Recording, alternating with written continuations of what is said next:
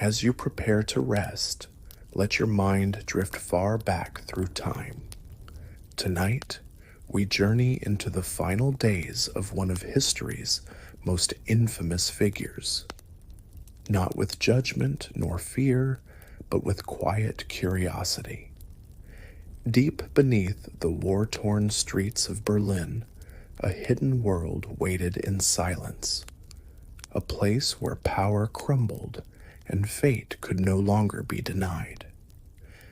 This is the story of the Führer bunker and the man who refused to leave it. The year was 1945. Spring had arrived, but Berlin was no longer alive. The once great capital of Nazi Germany lay in ruins, bombed, burned, and broken. Craters pocked the streets, rubble blocked every road. Fires still smoldered where once thriving neighborhoods had stood. Above ground, chaos reigned. Below, a different kind of silence had taken hold. Beneath the garden of the Reich Chancellery, 16 feet underground, lay a sealed concrete shelter, the Führer bunker. Reinforced with thick walls and steel doors, it was built as a final refuge for the highest ranks of Hitler's regime. By April, it had become something else entirely, a prison of the mind, and the stage for a final act no one could escape. Adolf Hitler had retreated to this place months earlier, when defeat had already begun to take shape. The Red Army was closing in from the east, pushing through Poland with relentless force. The Western Allies had crossed the Rhine. Germany was surrounded. And yet here, in the dim corridors of the bunker, time seemed to stop. Inside, the air was stale and heavy. The lights buzzed faintly. Walls dripped with condensation. Ventilation fans whispered as if afraid to disturb the silence. Maps hung on the walls, showing borders and battle lines that no longer existed. The smell of fuel and damp earth lingered everywhere. Hitler no longer resembled the man who once stirred crowds into frenzy. Now he appeared frail, his posture stooped, his skin pale and drawn. His left hand trembled from the effects of Parkinson's disease. His voice, once thunderous, had become sharp and brittle. He rarely surfaced. Most of his time was spent hunched over maps, issuing commands to armies that were long destroyed. The people who remained with him in the bunker formed a strange circle of loyalty, fear, and denial. Eva Braun, his longtime companion, had joined him willingly, choosing to be by his side, even at the end. Joseph Goebbels, his propaganda minister, was never far, whispering words of blind devotion. Martin Bormann, silent and calculating, shadowed every decision. Secretaries, bodyguards, and adjutants drifted through the halls, performing their duties as if the war weren't already lost. Outside, Berlin was dying. Soviet shells fell with thunderous regularity. Each explosion above sent tremors through the floor. The sky was thick with smoke and ash. Yet inside, formal dinners were still served on fine porcelain. There were awkward moments of laughter. Birthdays were celebrated. It was surreal, life continuing on the edge of destruction, as if routine might somehow hold back the tide. But not all was calm. In the war room, emotions ran high. Hitler erupted into rages when generals reported retreats or losses. He accused them of betrayal, of cowardice, of sabotaging his vision. Maps were slammed, orders were shouted, but none of it mattered anymore. Entire divisions no longer existed. Supply lines had been severed. The war machine he had built was grinding to a halt. And still, he would not leave. Offers to flee south were rejected. Escape to the mountains, to form a last stand, was dismissed as weakness. I will remain in Berlin, he told his aides. I will fight. And if the city falls, I will not be taken alive. Each day, the outer world grew smaller. One by one, bridges fell. Neighborhoods disappeared. Soviet troops were nearing the government district. And within the bunker, everyone began to realize the end was no longer coming. It was already here. And yet, they stayed. Out of loyalty, of fear, or simply the inability to believe that it was over. Their world had narrowed to this dark, echoing space beneath the earth. Above them, Berlin burned. Below, the last chapter of the Third Reich was being written, not in glory, but in despair. In this cold, silent maze of concrete, decisions were made that would define the final hours of Adolf Hitler. What happened here in those final moments? Who remained loyal and who planned to flee? And how did the man who once commanded millions face the quiet inevitability of death? The walls of the Führer bunker closed in like a tomb. Time no longer moved in days and nights, but in a strange rhythm dictated by air raid sirens and distant artillery fire. Outside, Berlin burned under a blackened sky. Inside, a pale glow from weak electric bulbs stretched across damp concrete corridors, casting shadows that seemed to breathe. Life in the bunker was unlike life anywhere else. There were no windows, no fresh air, no sunlight. A constant hum from the ventilation system was the only reminder of the world beyond these walls. The air was heavy with the scent of sweat, tobacco, and the faint odor of fuel from generators. It was a world cut off from reality, yet still tethered to the crumbling remnants of a collapsing empire. Around 30 people inhabited this underground labyrinth: secretaries, adjutants, guards, doctors, and Hitler's closest companions. Each lived in tiny rooms, furnished with little more than a bed, a chair, and a small table. The corridors were narrow, lined with bare pipes that dripped condensation. Water pooled in corners. Sometimes the lights flickered, plunging entire sections into darkness for seconds at a time.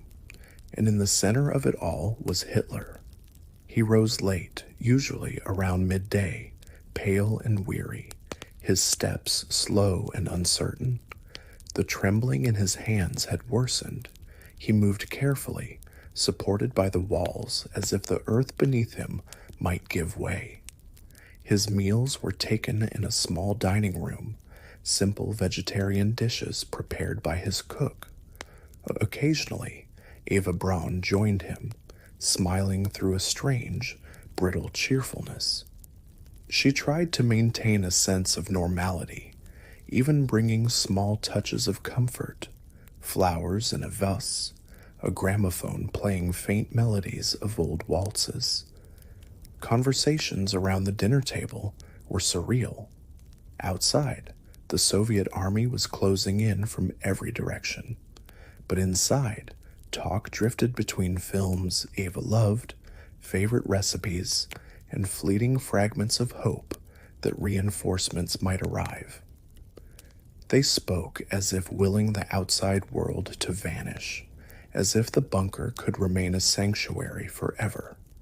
Yet reality seeped in through every sound: the constant thud of artillery, the trembling of walls when bombs struck nearby, the muffled cries of the wounded echoing faintly from makeshift hospitals above. And in the command room, maps bore witness to the truth: the Third Reich was finished.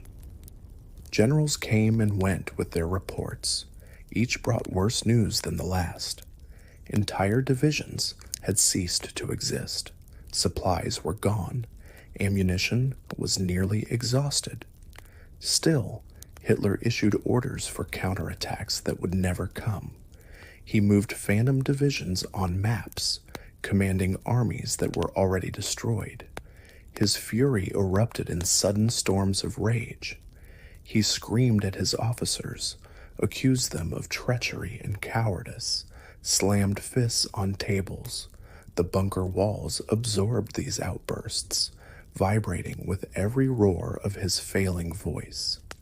After these tirades, silence followed. Hitler would withdraw to his small room, sinking into a chair by his bed, staring at the floor for hours. Those who saw him in these moments spoke of a man hollowed out, as if his spirit had already left, leaving only a shell clinging to ritual and command. The others tried to keep routine alive.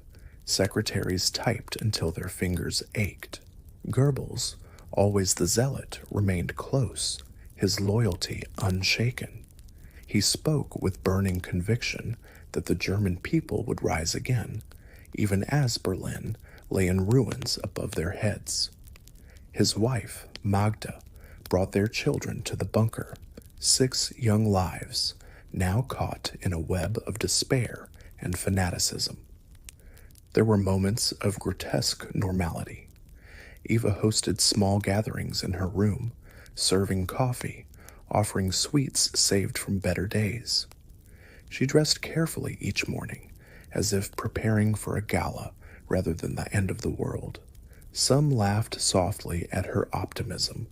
Others envied it. For in this place, laughter, however faint, was a rebellion against the darkness pressing from all sides. But the pressure was building. Outside, Soviet tanks roared closer, their guns hammering the city into rubble. Each explosion above shook dust from the ceilings. The air grew colder, damper. Even the ventilation system groaned as if straining to keep breath in the lungs of this underground corpse. Those within the bunker began to sense the inevitable.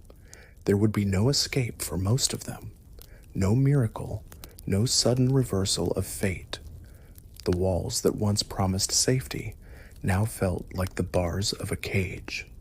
Whispers began in quiet corners, of cyanide capsules distributed in small, discreet packages, of pistols checked and rechecked in silence, of choices no one wanted to speak aloud, but all understood would soon have to be made. Above them, the Reich Chancellery Garden was torn apart by shell fire. Beneath it, a strange calm settled, a silence heavy with dread. Each passing hour carried them closer to an end that could no longer be postponed. And at the center of it all, Adolf Hitler remained, the dictator who had once commanded empires, now a weary man in a dim room, staring into the void of his own defeat. The final days were no longer measured in battles, but in breaths, and soon even those would run out. The days slipped by in a slow, dreamlike haze. The walls of the bunker absorbed every hour, swallowing sound, light, and hope. By late April, Berlin was no longer a city, but a graveyard of shattered stone. Soviet troops had encircled it completely. The thunder of artillery never ceased.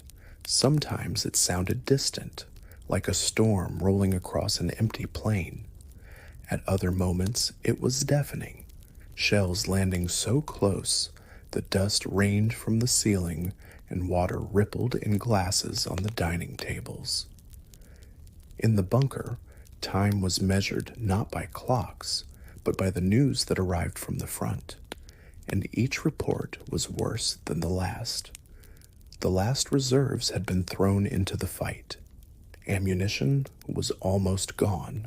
Streets were defended by boys with rifles and men too old to run. Still, Hitler refused to surrender.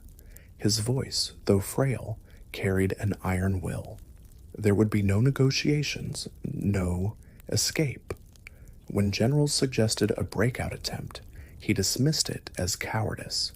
When aides proposed fleeing to the Alps, he refused. "I will never leave Berlin," he said flatly. I will fight to the last bullet. But those who knew him understood. His war was already over. What remained was the performance of defiance, a final act in a theater built on death. And so came the decisions that would shape the last hours of the Third Reich. The first was personal. On the night of April 28th, deep within this concrete labyrinth, Adolf Hitler married Eva Braun. She had lived for years in his shadow, a silent figure in photographs, a name rarely spoken in public. Now, in a small room, lit by a single lamp, she stood beside him as a civil servant read the vows. The ceremony was brief, almost hurried. Outside, the earth shook with explosions. Inside, the two exchanged rings as witnesses looked on in silence. Afterward, there was a strange attempt at celebration. A modest reception followed in the dining room. Champagne was poured into crystal glasses. There was a cake, hastily prepared from what little remained in the kitchen. Some raised toasts, their smiles forced, their voices trembling. Even in this macabre moment, etiquette lingered like a ghost. Eva laughed softly, wearing a pale silk dress. Hitler looked weary, his expression hollow, as if already beyond this world. But the wedding was not a gesture of joy. It was an acknowledgement of the end. That same night, Hitler dictated his last will and testament. Sitting at a small table, his hands shaking so violently that his secretaries had to guide the pages, he spoke of betrayal and revenge. He blamed his generals, cursed his enemies, and insisted the struggle continue even after his death. In another document, he appointed his successors, Admiral Karl Dönitz as head of state, Joseph Goebbels as chancellor. It was as if he were dividing the remnants of a broken empire, knowing none of it would matter in the days to come. Those who surrounded him sensed the finality. The atmosphere grew heavy, charged with a quiet dread. Whispers of cyanide and pistols became open discussions. Hitler had made his intentions clear. He would not be captured. To fall into enemy hands was a humiliation he could not bear. And so, preparations began. Small glass capsules of poison were distributed discreetly. Some tested them on the dogs in the garden above. The results left no doubt. Outside, the Soviets pressed closer. Machine gun fire rattled just streets away. The sound of tanks echoed like rolling thunder through the ruins. The Reich Chancellery above the bunker was little more than rubble now, its once grand halls reduced to piles of stone. Flames licked the night sky. The smell of smoke seeped downward, mingling with the damp air of the bunker corridors. In those hours, a strange calm descended. Eva moved through the rooms with an almost serene grace, chatting with secretaries, offering cigarettes, speaking of trivial things as if to banish the weight of reality. Hitler remained mostly in his private quarters, slumped in a chair, staring at the floor or into maps that no longer meant anything. Occasionally, he spoke in bursts, condemning those who had betrayed him, raging against generals long dead or fled. But the fire of his voice was gone. His words sounded like echoes from a world that no longer existed. The bunker was now a place of ghosts, of a regime already dead, of dreams turned to ashes. Those who remained felt it in their bones. Each conversation, each gesture carried the shadow of finality. The choices had been made. The stage was set. And soon, the silence of these concrete walls would be broken by the last sound they would ever hear. By the morning of April 30th, 1945, the world above the bunker had turned into a furnace. The Reich Chancellery Garden was a wasteland of smoking craters. Soviet artillery hammered the city without pause, and the rattle of machine guns echoed closer with each passing hour. Berlin was not a city anymore. It was a carcass being torn apart by fire and steel.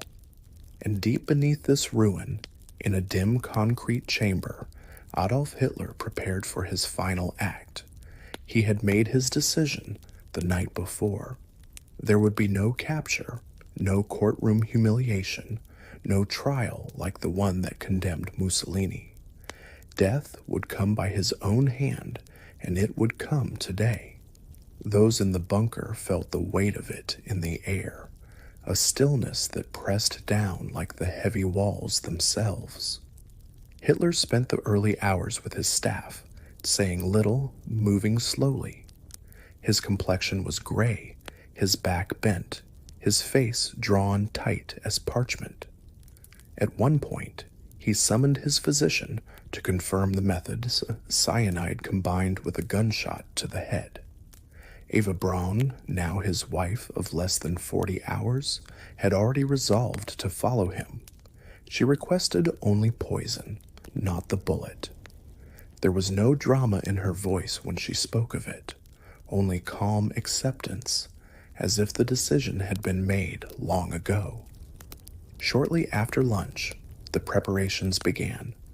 Those who were to remain filed through the narrow corridors to take their leave. Secretaries wept quietly as they entered Hitler's office, one by one. He shook their hands, murmured words of gratitude. His voice was low, stripped of its former authority. To one he said, "Try to escape if you can." To another, simply, "Thank you for your loyalty." There were no speeches, no final outburst, just fragments of sentences that drifted into the silence. Eva appeared radiant, almost ethereal in a dark dress with a touch of color at the collar. She smiled faintly at those who entered the room, as if greeting guests at a quiet gathering rather than stepping toward death. Her serenity unsettled some, comforted others. She kissed a few hands, whispered soft farewells. Then the doors closed. The last companions withdrew into the corridor, leaving the newlyweds alone in the small private study. Outside the room, the muffled thunder of artillery continued its relentless chorus. Inside, silence fell like a shroud. Minutes passed, perhaps more, perhaps less. No one spoke in the corridor. No one moved. Then came the sound, a single, sharp crack, so sudden and so final that it seemed to cleave the air itself. For an instant the world held its breath. When the door opened, the scene inside was frozen in time. Hitler sat slumped on a small sofa, his head bowed forward, blood pooling dark against the fabric. A pistol lay near his hand. The bullet had torn through his temple. Beside him, Eva Braun rested peacefully, her lips slightly parted, a faint trace of poison on her tongue. Her body showed no sign of struggle, no violence, only stillness, as if she had drifted into sleep. The room reeked of gunpowder and bitter almonds, the telltale scent of cyanide. Curtains fluttered faintly from the vibration of shells exploding overhead, and in that moment, the man who once held Europe in his grip, who had plunged the world into darkness, was reduced to a lifeless figure on a worn couch in an underground tomb. There was no time for grief, no pause for reflection. The orders were clear. The bodies must be destroyed. Guards hurried forward, wrapping the corpses in blankets, lifting them carefully through the narrow halls.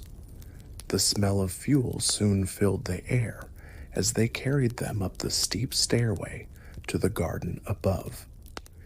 The scene outside was apocalyptic. Smoke choked the air. Trees stood shattered, their branches twisted into black skeletons. Craters gaped where shells had landed moments before.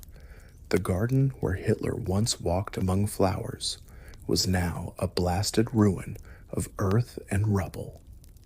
Amid the chaos, two shallow pits were dug hastily in the scorched soil. The bodies were laid within, doused in petrol. As the first flames leapt upward, artillery thundered all around, shaking the ground beneath their feet. The guards stepped back, shielding their faces from the heat. Fire devoured the blankets, then flesh, then bone. The smoke spiraled into a sky already thick with ash, a dark signal that the Führer was no more. In the bunker below, silence lingered like a living thing. Some sat with their heads in their hands. Others stared at the floor, faces blank, as if their minds had slipped beyond thought. Joseph Goebbels, pale but composed, murmured that loyalty demanded they remain. He would not run, nor would his wife. The children played in the corner, unaware of what awaited them. The end had begun, and now nothing could halt it. The flames in the garden still burned as evening fell on April 30th. Black smoke coiled into the shattered sky, mingling with the endless roar of artillery. Above ground, the Soviets were closing in from every street. Below, in the bunker, the weight of finality pressed on every soul like a suffocating hand. Hitler was gone, his body reduced to ash, scattered by the fire and the wind. Yet life, if it could still be called life, lingered in these gray corridors for a little longer. Joseph Goebbels now became the most powerful man left in the bunker, at least in name. Hitler's will had declared him Reich Chancellor, but what was an empire without cities, without armies, without hope? The title was hollow, and Goebbels knew it. Still, his devotion to Hitler remained unbroken, even after death. He spoke softly to those around him, his voice calm, almost soothing, though his eyes burned with a strange light. There would be no escape for him, nor for his family. His fate was already chosen. His wife, Magda, shared that decision. Her love for her children was real, but it was bound to something darker, a belief that life without National Socialism was no life at all. She could not imagine them growing up in a world where the Reich had fallen, where Hitler's name was cursed. And so, she began her preparations with quiet resolve. The 6 Goebbels children played in the narrow corridors, their laughter echoing faintly against the concrete walls, a sound almost unbearable in its innocence. They had been told nothing. They believed, perhaps, that the family would soon leave for a safer place. Magda dressed them carefully that evening, brushing their hair, smoothing their clothes with trembling hands. She kissed each one gently before leading them into the doctor's room. What followed was silent, methodical, and monstrous, a sedative to make them sleep. Then, when their eyelids grew heavy, the glass capsules of cyanide placed gently in their mouths. One by one, the children slipped into stillness, their breaths fading like candle flames in the dark. When it was over, Magda knelt beside their small bodies for a long time, her fingers tracing their faces as tears slid down her cheeks. Then she rose, calm now, and returned to her husband. Later that night, Joseph and Magda walked into the Chancellery garden. The air outside was thick with smoke, the earth trembling under the Soviet bombardment. They carried no luggage, no sign of flight. They sat together on a bench for a few quiet moments, speaking words no one else would ever hear. Then, with pistols and poison, they ended their lives. Guards lifted their bodies into the open pit where Hitler had burned, and the fire rose once more into the black sky. Inside the bunker, the silence deepened. Only a handful of figures remained: soldiers, secretaries, and aides. Their choices were their own now. Some decided to try the surface, to slip through the ruins and reach the advancing lines in hopes of mercy. A few took their pistols and ended it there in the narrow rooms. Others clung to a final illusion that surrender might spare them. The corridors, once filled with voices and footsteps, grew empty. Papers lay scattered on tables, maps curling at the edges from the damp air. A telephone rang once in the distance, then stopped, its echo fading into the void. Above, the Soviets breached the last defenses. By May 2nd, their flags flew over the Reichstag. Berlin was theirs. The war in Europe was breathing its last. When the Red Army finally stormed the Chancellery, they found a world of ghosts. The bunker, stripped of life, smelled of smoke, fuel, and death. Burned remains lay in shallow craters, blackened beyond recognition. The walls bore the stains of despair, blood, soot, fragments of a dream turned nightmare.